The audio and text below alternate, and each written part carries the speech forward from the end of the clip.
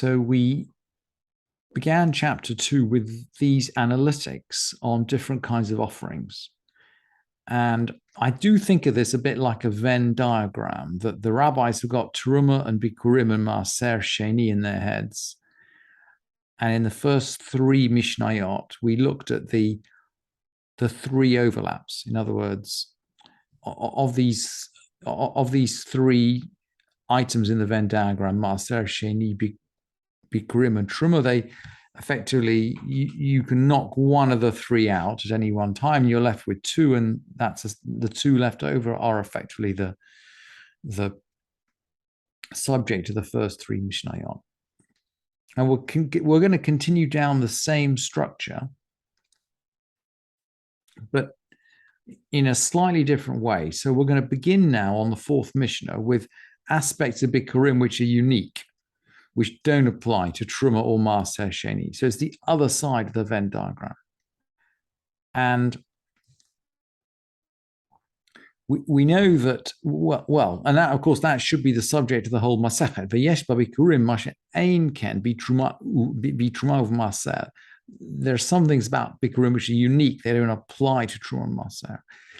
And the first one, which is very obvious, and we will learn that in the next chapter, the beginning of the third chapter, is that Bikkurim can be chosen while still attached to the soil. Bikkurim niknin bi mechubar lakarka. And we're going to learn at the beginning of the third chapter that the farmer goes down into his field and he attaches a marker, a piece of string to the plant. And he says, these are the Bikkurim.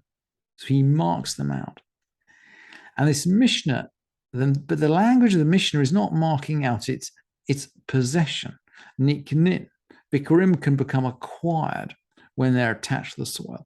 And this is actually a reference to the priest. In other words, once the farmer has put his marking on the Bikkurim, this Mishnah is saying that the priest actually acquires ownership over that plant in the field. And it's an interesting question, by the way, because I don't think at this point we know which priest is going to get the Bikkurim.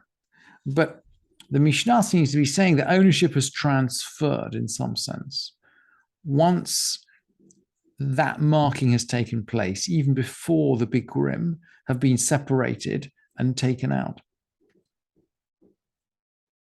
Now, along similar lines, Adam kol sadehu Bikkurim. You can make your whole field Bikkurim if you want. And when we learned about Truma and Maaser, that if you say my whole field, my whole threshing floor is Maaser, we haven't said anything actually, that the Truma and Maaser have to be taken from the produce.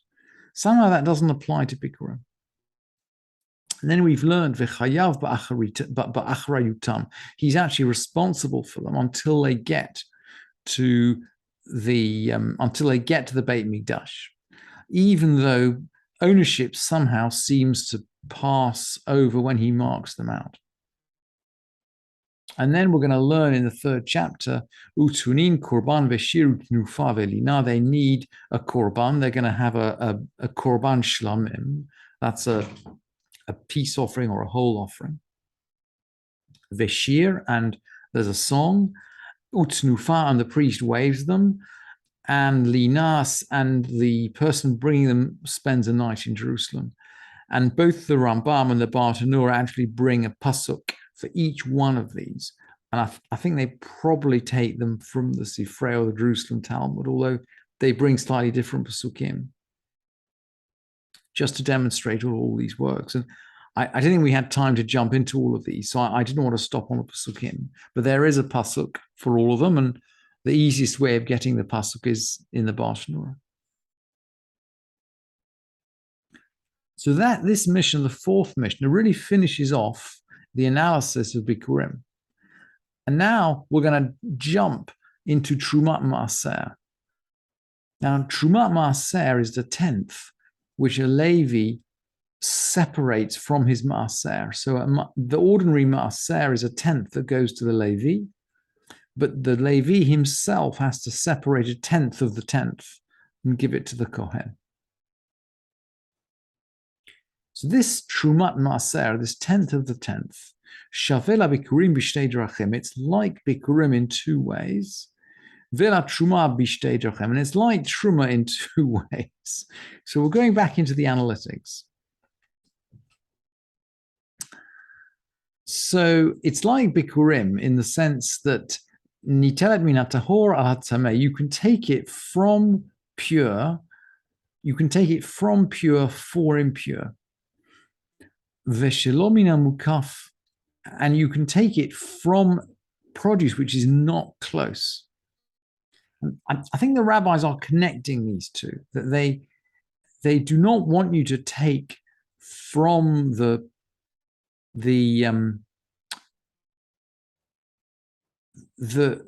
truma needs to be taken. When we learn the halachos of truma, we learn the principle of like for like. That if you're exempting produce which is clean, you have to take from produce which is clean. And of course, in order to be sure of that, you need produce which is close because you have to know that it's clean. So those two are connected. That's a requirement for truma, but not for bikurim. And along the other, and in parallel, ve'oseret agoren, ve'yesh lashir kat truma. We're talking about trumat maaser now. So trumat maaser, oseret agoren. We learned that there are some kinds of offerings, and maaser is the classic, for which make the threshing floor forbidden. In other words, that you can't eat anything on the threshing floor until you've taken out the maaser. And this seems to apply to the Levi as well. So maybe the Levi has taken out maybe the Levi has been given his maaser in ears of corn which have not yet been threshed. So the Levi is going to put them on the threshing floor. But he can't, until he's taken out his trumat maaser, until he's taken out the 10th of the 10th, he actually can't eat anything from that threshing floor at all. And then finally, yesh la shiur ka truma, it's got a measure like truma. Bikurim don't have a measure. You can take anything for bikurim, but we know that trumat maaser, the 10th of a 10th, has got a measure because it's a 10th. And we've learned that. It's very interesting. We seem to be, none of these are new halachot. I think that's what I find most interesting and puzzling about this chapter. None of these are new halachot. We're going over old halacha, which we know, but somehow we're presenting it in a way that makes it easy to understand, maybe for the students in the Beit Midrash, or maybe we're going back and reflecting on the patterns after we've learned the halacha. Maybe it's because we're at the end of the order of Zeraim. We're going back and we're going back to reconsider everything we've learned so far. Something like that. I'm not quite sure. But once we get into this habit of going back and looking at the patterns and reconsidering what we've learned so far, we are going to jump into other sorts of comparisons. So here, we're going to jump into the etrog. Etrog shavela ilan bishlosha derachim vela yarek b'derech echad. Etrog is like a tree in three ways and like a vegetable in one way. And with this statement, we're going to kick off by a whole bunch of comparisons, which are going to occupy us for the rest of the chapter. So what are the three ways? Well, etrog grows on a tree, right? So, and it grows on a tree, so maybe it should be like a tree in all respects. And actually, that's Rabbi Eliezer's view. Rabbi Eliezer is a purist, and he says, look, an etrog is like a tree. Well, the first opinion in the Mishnah is not quite like that. Shavela ilan, it's like a tree in three ways, as far as orla and reviyah and shvi'it. And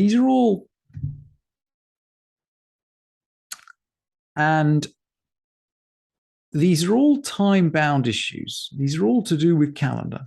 So Orla is the prohibition of eating in the first 3 years. And we're going to say it's like a tree in the sense that we count what year it's in from when the fruit is formed.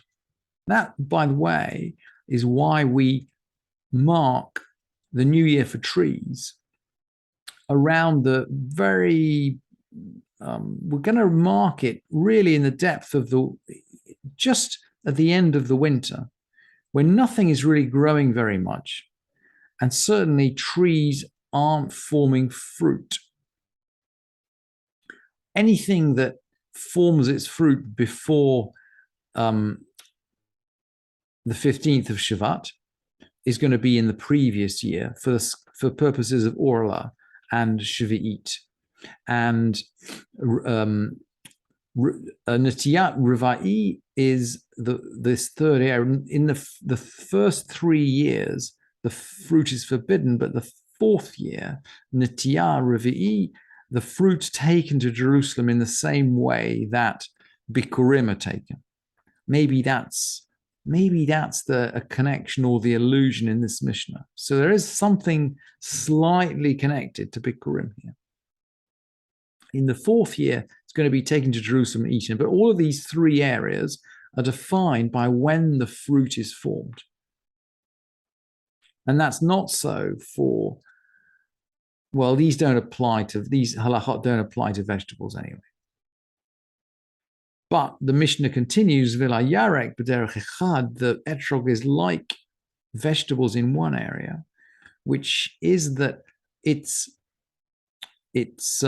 maaser goes when it's picked, rather than when the fruit is formed, according to Rabban Gamliel.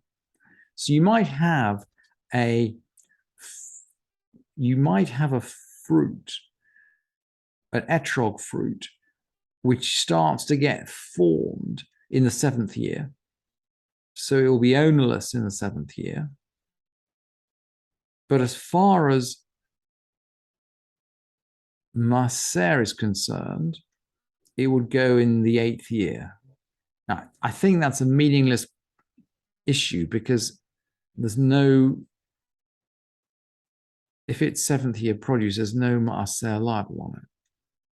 But I think if we follow the other example, if it's the fruits formed in the 6th year, then maybe for Maaser it's treated like 7th year. This is a very odd halacha, and I'm not quite sure I'm qualified to actually think through all of the ramifications. And maybe that's why Rabbi Eliezer says, look, it's like a tree in all respects.